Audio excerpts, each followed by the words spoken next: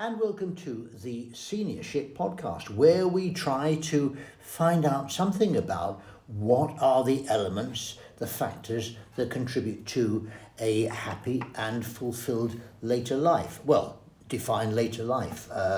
I'm now 81, but I've always been convinced that middle age starts at whatever is 10 years older than I am now. But anyway, that's by the by. I'm Michael MacMahon, and my guest today will be Lee Benson, who I've known since I moved to Birmingham, nearly 18 months ago, something like that. And Lee is a man of many parts, as you will discover. He's a local chap. He assures me he doesn't live in Birmingham, he lives in the Black Country, which is very nearby though. And Lee does a lot of things, and he's very active. He's young at heart, and I'm going to introduce Lee Benson anytime, and here he is. Lee Benson, welcome to the Seniorship Podcast. Well, thank you very much. I almost feel a bit of a con to be on this programme because I'm only young. I'm only 68 3/4. 3/4, exactly. Well, funnily enough, we at Seniorship decided we should try and have a few standard questions we ask people. Mm-hmm. And we got the idea from Giles Brandreth, I was telling you about before when we were having coffee. And Giles Brandreth starts his podcast always by saying, what's your earliest memory? Because he's not obviously got the same purpose as we do. He's just trying to find as much as possible of that person's life up to that point. Mm-hmm. And so he always asks, what's your earliest memory? And then he asks lots of other questions connected with their early life, and a very good job he does of it too. So we decided, well, what would our standard questions would be if we settled on standard questions? And one of them might be, when would you suggest that the term seniorship might start? Just throwing that one at you. Seniorship, does it mean anything to you? And if so, at what age would you say you qualify to be seniorship, part of the seniorship community? I think there's two ways of looking at seniorship. I'm quite frightened of the word to accept it as, am I a seniorship member yet? It's as if, on one way, seniorship means imply that you know a lot more in your life, and therefore you have seniorship understanding. On the other hand, if we use the ageism term, seniorship means you're old. I can't accept that either. But I like the idea of it. Seniorship, I think, is better with lots of experience on the planet, but not necessarily old. No, good. That's the best of both. That's a Libran definition for you. How's that? Is that good. Thank you. And Lee, you've struck me as someone actually who not only is young at heart, but will never get old. Actually, Please God. Please God. And one. Well, you mentioned, again, drinking coffee beforehand, that one of your mantras, if you like, really, to do with that is, and you mentioned activity, staying active, and you said that you know people, and I know people too, when they get to retirement age, quotes retirement age, and I tend to avoid the retirement word as much as possible, but we both know people who, when they get to that point, feel, I've deserved a rest, and do very little. They might play a bit of golf, they might play bridge or whatever, and apart from that... That's it? Yeah. And then what? And then what? Well, that's the question. And then what? What do you do? Sit and watch TV or play golf or nothing else? There's so much more to do. I mean, the definition of retirement is you retire from work. It doesn't mean you retire from life. Yes. It just means you're retired from that which you were earning money from. So that's one definition of it. But it then comes with, I think people treat it as an albatross on your shoulders, you know. Oh, I've retired. Well, I effectively retired from my art gallery 11 years ago, and I don't think I've been busier ever since. I don't know where the days go. Someone says, can you meet me on Tuesday? And I'm going, no, which Tuesday?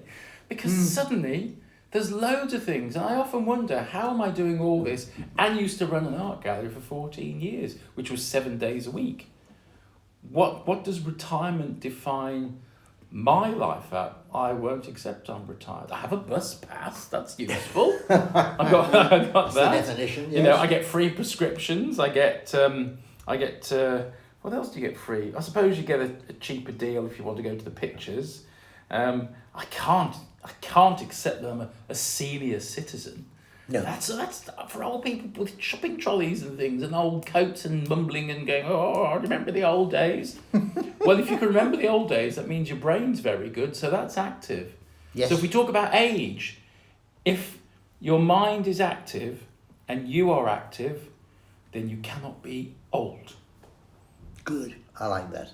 And if you keep busy and you do something and you challenge yourself, you can't be old. Yes. Now, obviously, that depends on good health. But good health, you can help along the way. You can help keep yourself healthy. There are obviously natural disaster that happens. I mean, I know some of the healthiest people have had heart attacks and strokes, or sadly they discover they get forms of cancer and everything. But by and large, what you eat, how you look after your alcohol, or if you smoke, or all these sort of things, are all contributions to aging you, and the less you can do by them and think in a positive way. To me, that's the real secret about being a senior person, is you understand that your body is a machine that has to be treated with respect, like an old Bentley 1926 blower. You can't go down the motorway at 100 miles an hour in first gear, like the kids do on the roads on the Hagley Road here. Yeah. You have to respect it. Yes. You have to respect everything. And with that, you get the return, which keeps, in my opinion, keeps you young. I like the Bentley metaphor very much, Lee. Yes. Yeah, it's a good one, that, isn't it? But you were talking about earliest memories. My earliest memory was seeing a water rat in our garden. I used to live in Moseley. Oh, yes. And there used to be the river that went into Cannonhill Park. And this water rat came out, and my mum and our neighbour ran. And I'm there having a conversation with this water rat, saying, I'm going to come and pinch your toy. This, and I said, no, you're not. And I wrote it in one of my books about, the conversation with the rat. And my mum said to me when I read it to her, she said, you were about 6 months old in the pram. How can you remember that? No. Really? Yeah. Most people don't remember things till they're about 5. Usually, if you ask them what's your earliest memory, it's about 5 usually. That goes back, and there's lots of memories I have. Well, that's because I suppose over the years I've discovered that I'm a creative person. So your creative mind is with you all the time. Now, you said I'm a creative person, and I think in your case that's a pretty good description of you, almost an understatement, because I wrote down 3 things that I know about you. Go on, what are they? The first thing, and the reason I first met you is through writing. Through Helen? Yes, through our mutual friend Helen Blenkinsop, yes. who writes as A.A. Abbott, yeah. and she has got 1 foot of her life in Bristol and 1 foot in Birmingham. Yep. And so she told me about an organisation called New Street Authors, which I then joined, and you're very active involved in that, one of the movers and shakers. So I knew you as an author, but you're also a musician, and you're also an artist who had his own gallery. So those 3 just as a starting point. And you're still active in all 3, as far as I know. I tend to do drawings or doodles, as I call them now, because I'm having difficulty getting back into proper painting. They still sell, my watercolours sell. Yeah. But we haven't had the weather really. I mean, this year's wonderful, but the last couple of years it's been grey. And if you paint outside, en plein air, as they say, you need the weather. Okay, it's watercolours, but I don't want to paint in the rain. There's enough water there, but it's grey. You can't paint watercolours with grey, with no shadows. So for the last couple of years, the inspiration to sort of go out with an umbrella and paint has been 0.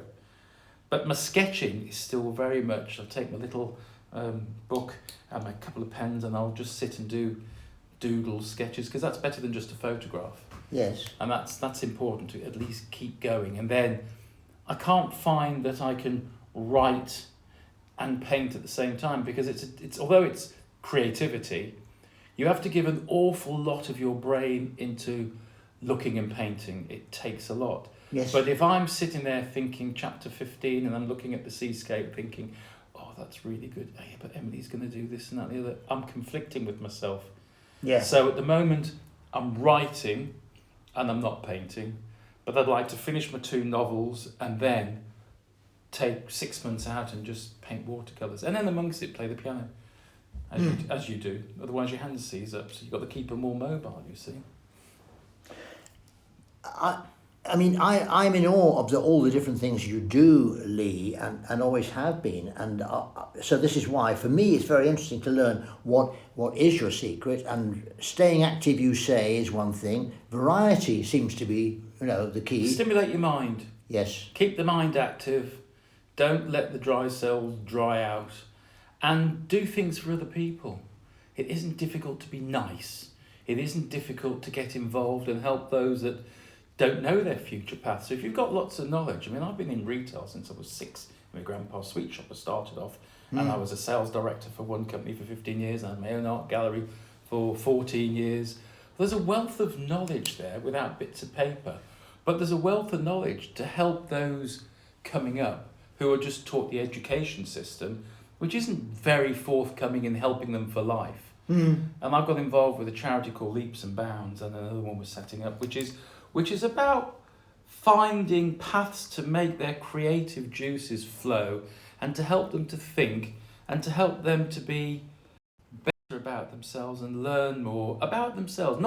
We don't teach, but we have years of experience, Yes. which we can help others go on their paths. And I think that's really important to give back. That keeps you young.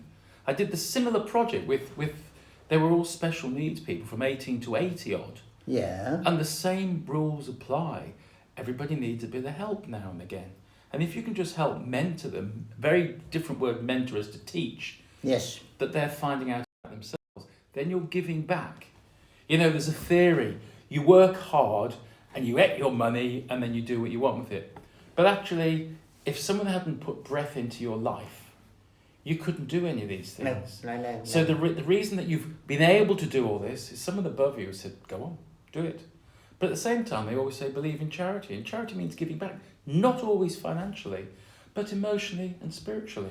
That keeps you young as well, because you're helping others and you feel a sense of pride that you're actually on this planet doing something.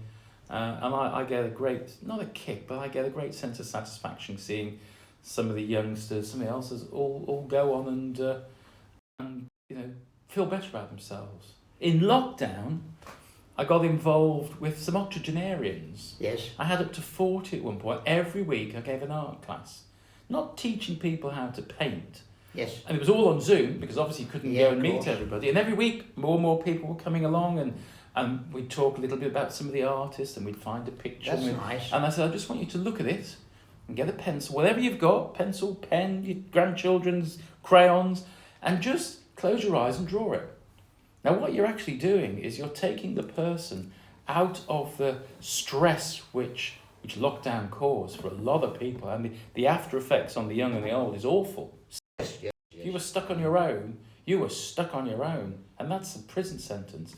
But if I could get into your mind and release you from your prison for an hour, even though it took me 3.5 hours to put an hour show together, then the reward on that, when I actually met people in the flesh, when we did 10 lessons actually in the flesh, and most people said, oh, you're much taller than you were on Zoom.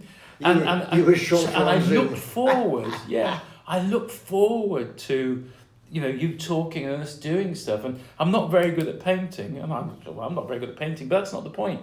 What have you gained? You've opened your eyes. And I did another big project with the Arts Council called Open Your Eyes. And it was attracting 60, 70 people to, again, use the, what do they call it, mindfulness, one of those modern words. A bit overused, but that's useful, what it was. Useful. Yeah. Yeah. You're going to paint what you see, not what you know. We're going to learn along the way, and we're going to go and paint. No one's going to mark you. No one's going to tell you good, bad, or you've got to pass this exam. It's just about you and how you get into what I'm sort of politely, not telling you, but showing you. So those art classes that you started during Zoom, did you continue another version of it? Well, that was 2.5 years. Yeah. And then I did it in the real world with people. Didn't have as many because they were scared to be in the, when you're Zoom, you're in your own world. And then all of a sudden, you're allowed out again.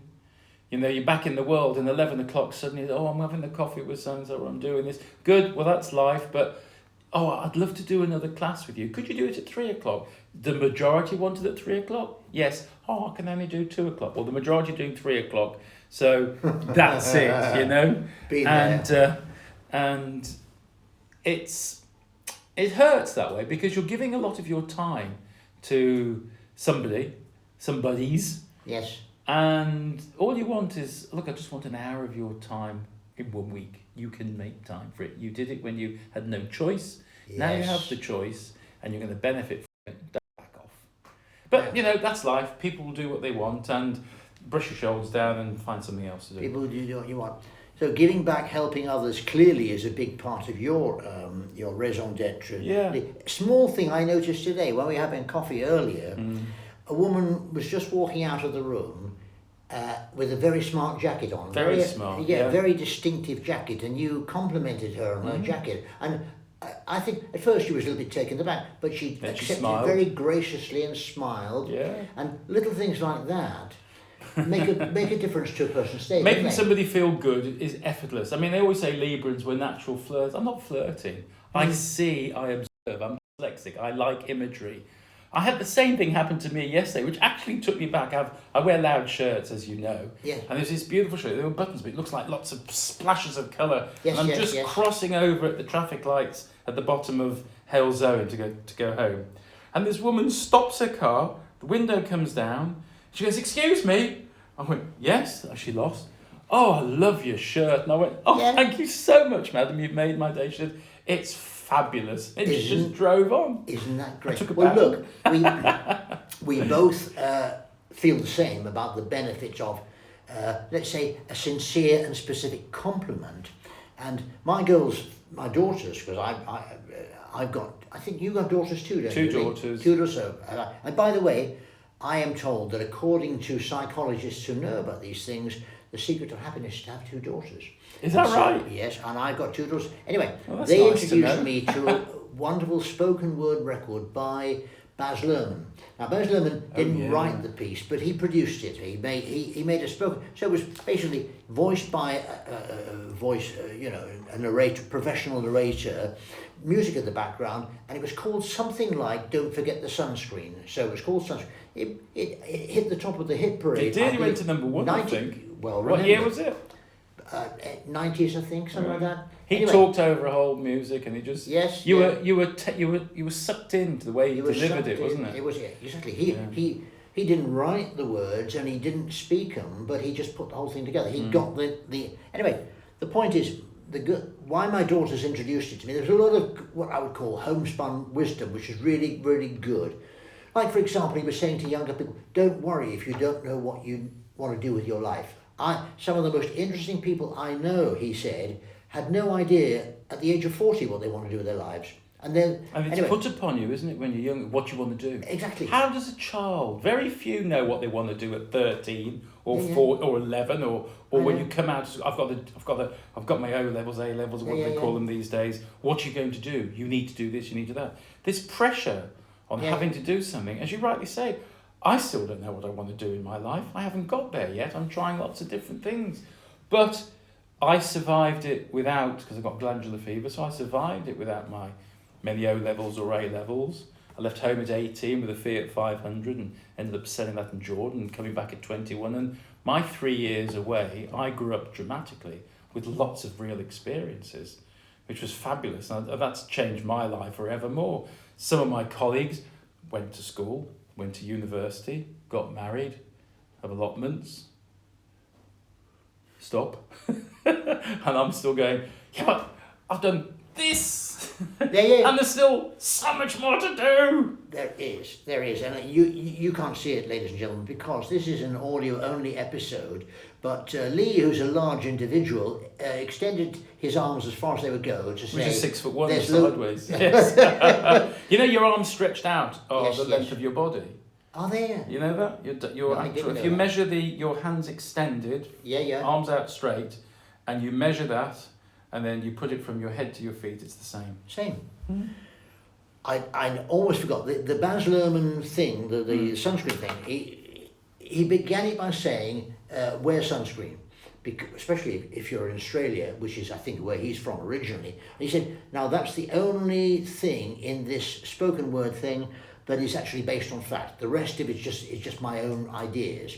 But the reason my daughters flagged this up for me was the phrase where he said, remember all the compliments you receive and forget the insults. Absolutely. And then there's a pause, and then he says, if you can do this, will you please tell me how?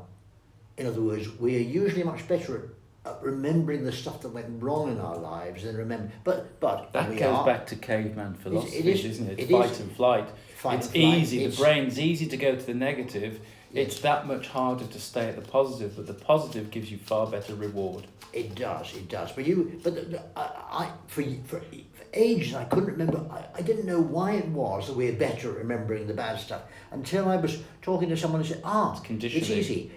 She said it is evolution basically has trained us for problem solving and survival. In other words, back in the days when we were cavemen, etc., if you didn't remember how to get away from a saber-toothed tiger or whatever it is, you'd be lunch, really, wouldn't you? And Mr. Vegan. Yeah, exactly. So, or a vegan saber-toothed tiger. Yeah. Exactly. But coming back then to being on the planet for more years than somebody who's 20 odd, the same rules of positivity is what keeps you alive, and the rules of negativity is what will kill you. Because if you're always down and you're always moaning and it was better here or it was better there, and you're doing nothing about it, well, you're the sucker. You're the one that's going to suffer. If you think everything is bad, you're going to just crumble. You're going to just you'll be in a box or you're cremated or whatever it is, and you're dust for a long, long time. Lee Benson, I'm so glad that you mentioned that word first, because I wanted to introduce Did I read the your conversation. Mind? I wanted to introduce it to the conversation, yeah. but because question two? I was talking to a mutual friend of ours, and this person said, Lee, if the one word I would associate with Lee above everything else is positivity. Really? That's nice. Because I was saying that there's a friend here. I live in this retirement village, and I never thought I'd live in a retirement village, but I do, and it's lovely. It's great. And there's about 120 people live here, and I've made some really, really good friends. And one of my good friends here said to me, Michael, do you know anything about the blue zones? Now, do you, Lee? Blue zones? The blue zones apparently are nothing to do with blue movies. They are the areas on the planet where people live longer than average, far longer. Does Hale Zone count? Hale Zone may well, I don't know. Who knows? I'll set it up.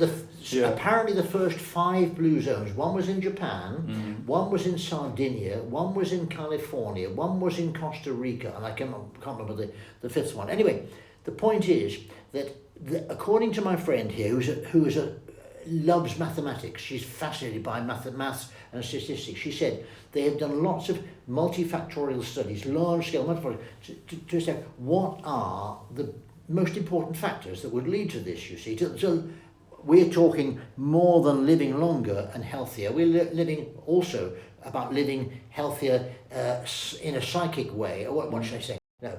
More spiritual. Than just spiritual way, not just physical health. But she said that the things you could measure, i.e. physical health and longevity, number one, above diet, above exercise, above alcohol, above smoking, was social contact.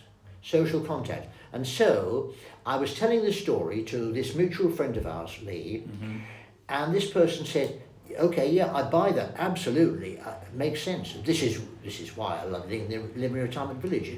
It's unless you're absolutely determined to live as a hermit, in which case you wouldn't move here anyway. There's so many opportunities for social contact. And then this person said, but it's with Lee, it's positivity as well.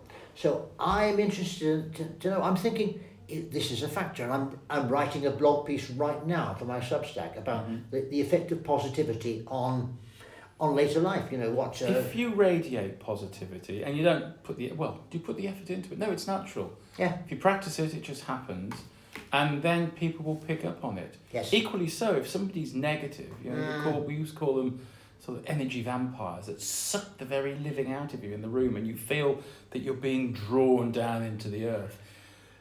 For people who are positive, they will go for the positive because they are unhappy. You've got to be made to feel unhappy so they can justify their unhappiness.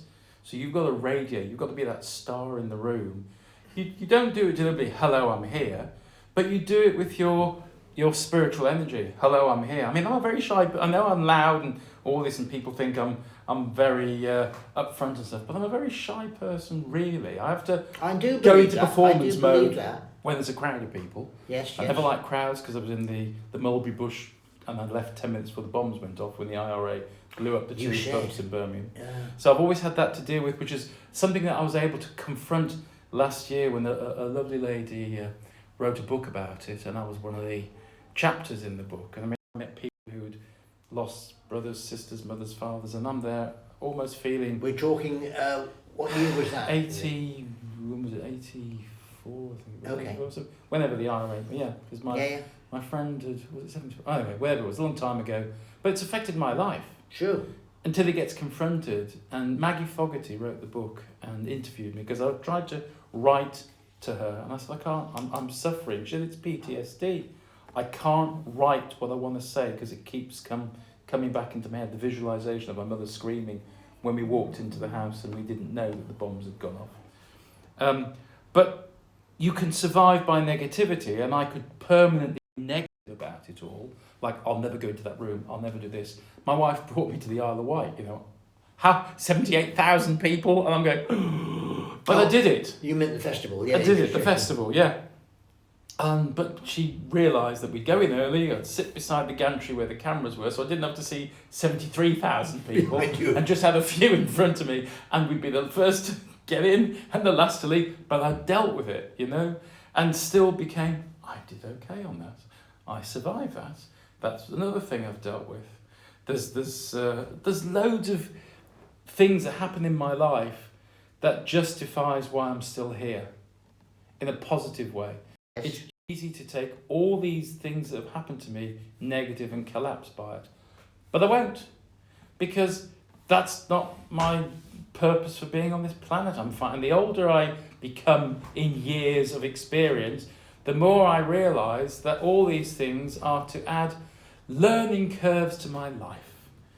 Mistakes, I think, are negative. Learning curves are positives. And I learned that when I had my own business for the first time ever, having worked for people. When I opened Number 9 The Gallery in 1999, I had no bloody idea how to open a business or do anything about it. I just did it, and those people would give you money, department, what? Yeah. And they said, you have to look at all the pitfalls. I said, what about being positive, going, come to my first anniversary, what if you don't make it? I said, what if I do?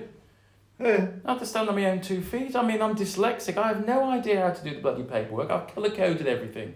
I found a way of making it work, and it worked for 14 years. And my accountant says, that's amazing. How do you do that? I'm going, because I have to see a way of making it happen, and I don't understand your sage and this and that and the other. It's just all gobbledygook to me. It's like algebra. It's foreign.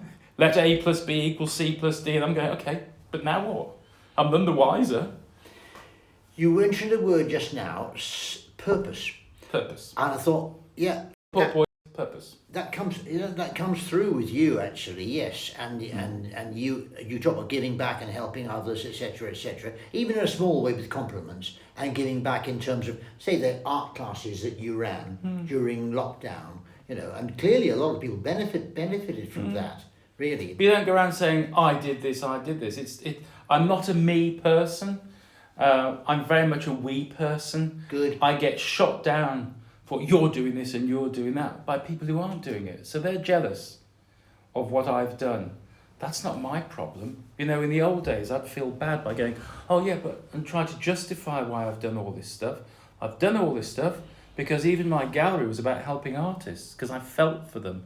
I became like the uncle with my artists, so they were my family. So you have a vetted interest. Yes, there's the monetary side of it. That never really was the first purpose, because I didn't make a lot of money having my gallery, but I changed a lot of lives. I had a wonderful family. I had a lot of people that have all benefited from it. And you know what? It makes you feel good. But not once did I ever go, me. It was always we. Good. Or the gallery came first, until one of my assistants said, lovely Lisa Travers said, Mr. B, do you never look back and see what you've done? I went, no, why? But look at all these things you've done. I said, well, that's irrelevant, because tomorrow and today are the most important. She said, it's not irrelevant. You've left a trail in the path that's helped people. And it took me to get into my 60s to look back occasionally and go, all right, well, let's take stock. Well, not for too long. Yeah, exactly. Because you might reflect too much. Yeah, because now I'm in a stage of, yes, I have a bus pass. I'm going to be 69 in October. 69! My father was old at 40. He rang me up one day, your father, I'm going to be 40. Oh, yeah. And you think, people were old at 40? And I was only, well, no, I was my mum's 21st, so he was, so 30-something years older than me. Yeah. And that was a shock. But it took me till my 50s after you got to think, how could people be old at 40?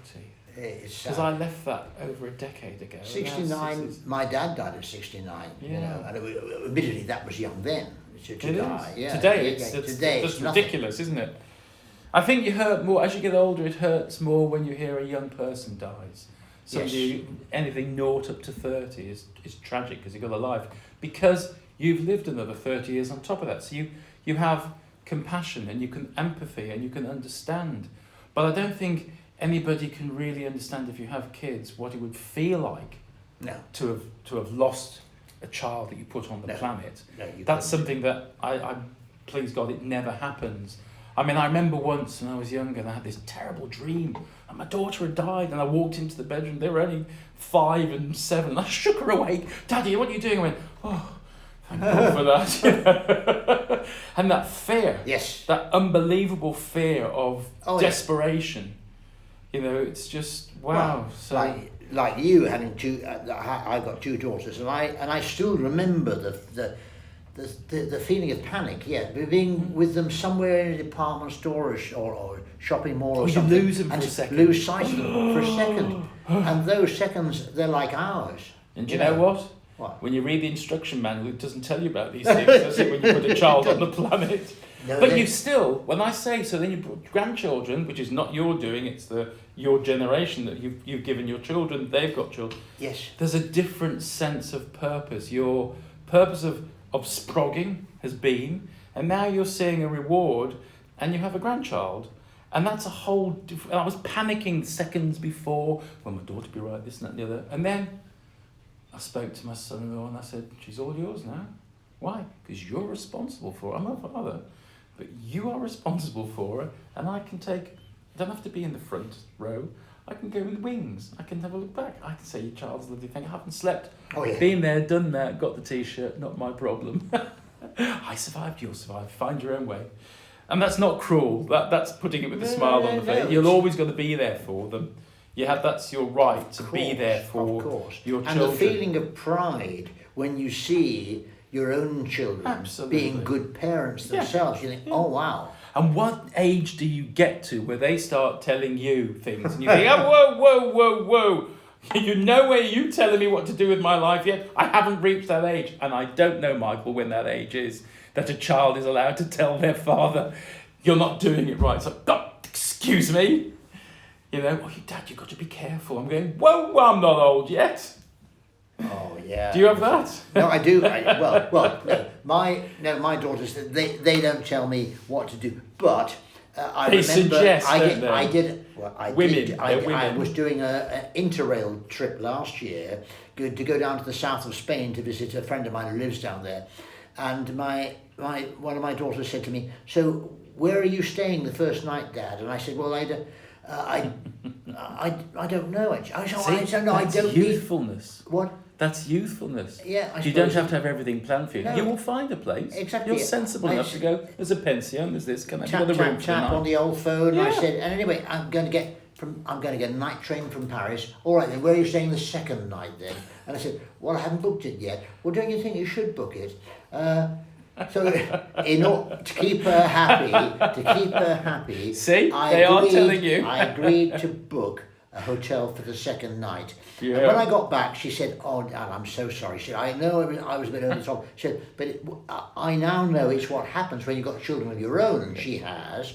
That's the you lesson. start to become more risk aware. Yes, suddenly. That's the lesson, isn't it? Risk aware. And that doesn't give you the right to start telling me, as somebody who's 30 years older than you, how to do it. Anyway, I love it. That's good. But you mentioned purpose, right? Okay, I'm going to come back for a second because I'm not sure even yet how I feel about him, but there's this guy called Deepak Chopra who wrote a book called The Seven Spiritual Laws of Success, I think, and he meant success in broader sense than just money in the bank. In a much broader sense, and there's some really good stuff in there. Like, for example, I think the first law was the law of giving. In other words, what opportunities can you find in your day, in your life, etc., to give to other people?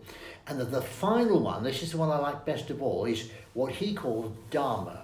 And dharma apparently is a Sanskrit word which he translates as purpose. And he said, we're all put on this planet for a purpose, although most of us, it doesn't occur to us that that's the case. And the vast majority of us never work out what our purpose is. He said, but if you're someone to whom the idea appeals, what's my purpose? Then he said, then my suggestion would be, and I would think frankly that you're 99%, no, actually 110% of the way there, Lee, is work out what it is that you are better at than most people. You know, because most of us, we are average at some things, we're rubbish at others, and we're very good at others, hopefully. If you can find out what are the things you're particularly good at and use those to help others, then you're cooking on gas. He didn't use that metaphor, but you know what I mean. In other words, you're getting there. And it seems to me that what you're doing is you're using things you're good at, and maybe there were things that originally you didn't realise you were good at, and to help other people. Yeah? Possibly. Would you agree? Round the edges, yes, I have to say. That's when you put it in that way. Yeah, what's my purpose? Helping people. Did I know about it when I was younger? No. Do I know about it now? Very much so, and I make it important. But do I think I'm good at the piano? Not sure. Do I think I'm good at painting? Not really. Am I any good at writing poetry or children's books? Don't know. Kids seem to like it, so it must be okay. Kids seem to like it, Do I accept it? No, not really. But then you realise that sense of non-satisfaction is about creativity. The next thing might be better. You're not challenging yourself, but you never see what other people see in what you've done. My wife made me put my art into my art gallery because I sold proper artists, and she said, well, I'd buy that. And I went, all right, so I framed up 6 pictures, put them in the gallery. They all sold on the one day. I didn't tell people it was mine, and put a squiggly signature. And then Lynn said to me, where's that picture I like? And I went, I sold it. She went, see, I told you. You sold it. I wanted that picture. You never said you wanted it. You know, and people go, I love this work. And you go, but I've sold proper artists. But if they like my work, that's fine. That's why I had my first exhibition way down in Modbury at the Bramston Gallery in Devon. All right. Miles from Birmingham, so nobody knew who I was. And you know what? Over 3/4 sold. Wow. Which was quite remarkable, because I sort of rang up, I'm coming down to collect them. She said, we've only got a few to collect. It was 40. I went, oh, wow. Oh, I didn't know what to say, because people bought my work. Wow. It was, you sure? And when you give a talk, you know, I can talk off the cuff for 5 minutes, 10 minutes, or an hour, if necessary. And I've been paid, and I've done it for free. And you want to say to somebody, was that all right? But you can't, because you're in a child. Well, is that okay? Just give me some form of recognition. Yeah. But you want them to give you the applause. We all love the applause. Whatever you do when you perform, you love the applause. But equally so, you fight the applause because you don't know if it's all right till someone tells you that's okay. Or I don't mind if they say that's the biggest load of twaddle I've ever heard. So someone tells you, someone who knows what they're doing, knows. Yeah, I'll accept constructive criticism. Exactly. I don't like what you said. I wrote a ghost story which was based on truth. It was the real ghost story. It happened to me. I had 6 witnesses, and I read it to an old age people's home, and they went, oh, I don't believe in that. I said, okay, I did tell you at the beginning it was real. I just changed the names. And then one person said, the room was very quiet. I said, is that good? You scared the life out of people. Yeah, well, I didn't mean, yeah, but we smiled at the end. Would that really happen? I went, yeah. Wow. I thought, gotcha. I enjoyed that. I've written something down here. You tell me whether you suffer from it. Imposter syndrome. Do you ever get that? Imposter syndrome. Well, for example, you said, do I know that I'm any good at art, at writing, at music? No, I don't. Okay. No, So because in other I words, you've compare got- myself to some of the fabulous artists, but they didn't know they were good. Van Gogh never knew he was good. No. Monet never thought he was any good. Picasso fought with himself all the time and copied lots of other artists. Okay, let's look at Turner, our greatest English, painter. He What did he had a think load of of it? money, but some of his stuff, he was bending the rules and this and that and the other. They never thought they were brilliant. Well, I didn't- Time makes them brilliant, and Isn't there money that, makes isn't there people. that story about some, was it Casals? I'm not sure. Anyway, some very famous musician who apparently, even later in life, was practicing, say, 4 hours a day, whatever it is. And someone said, how come, with your great success and your celebrity, you're still practicing 4 or 5 hours a day? And he said, because I think I'm getting better. Yes, absolutely. Yeah, there you go. So that's Sounds not like you. imposter syndrome. That's you've got to. If you stop doing, if I stop playing the piano, naturally the exercise, your hands would get stiff. Yes. So if you didn't play for a year and then someone says, "Oh, go on, Lee, play the piano," your fingers were like, you have to oil a car. You have to oil your fingers. If you don't paint for a while or don't keep your hand in it, you go rusty. If you don't write for a year, as I had a problem because I had such pain with my legs, which has now been sorted, you get rusty. You have to keep. It comes back to don't do nothing when you get older. Do something. If you do something, things seize up. If you stop using your brain, you'll seize up. If you stop moving, just sit there watching telly, you'll seize up. If you act old, you seize up. And the answer is, you've got to keep doing something. If you look in the garden, and you've got a bit of garden, everybody has, and you go, those weeds need picking, I don't want to do that. They'll keep growing. You'll still feel, I really ought to do it. But if you got up on that second day and went, I'm just going to pick those 6 weeds, because I'll wait for the kettle to boil, pick, done. How good do you feel? And it's like, you won on that day. I've got those weeds. Yes, 20 more come back, but you have to have a conversation with your garden, which means, like you said, social intercourse. You're having social intercourse with your garden. These plants are alive. They are there to definitely beat you no matter what. And I never had a garden when I was younger. I used to mow the lawn. My parents, my role, mow the lawn. It was a big garden. So I'd mow the lawn, and everything else was, well, there's trees, there's flowers. It didn't enter my mind. Yeah. When we bought this last house, we've been there 10 years, and I inherited a fifth of an acre in the garden. It was a lot of, and then I started doing things and made it feel nice. And people would come to the house and go, I love your garden. And I'd be sitting there with either a gin and tonic or a pint of cider or a Bathams. And I'd be going, but that needs doing, and that needs trimming, and that needs this and that. And they're going, I love your garden. Just come here and sit and go, isn't it lovely? And I'm going, will I get the day where I'll just sit down and go, that's nice? And then, because I've had a major problem with my leg up until 5 weeks ago and had it operated on, I couldn't do the garden. And so they're going, Mr. B, we're overgrowing, we're doing this. I'm going to get you now with positivity. Well, you know what? I reckon before too long, I think we're going to wrap this up. But you've just said something very interesting there. You mentioned the health challenge you have had recently. And that nearly got me, and it's only that little hint of positivity spark kept me going. I will beat this.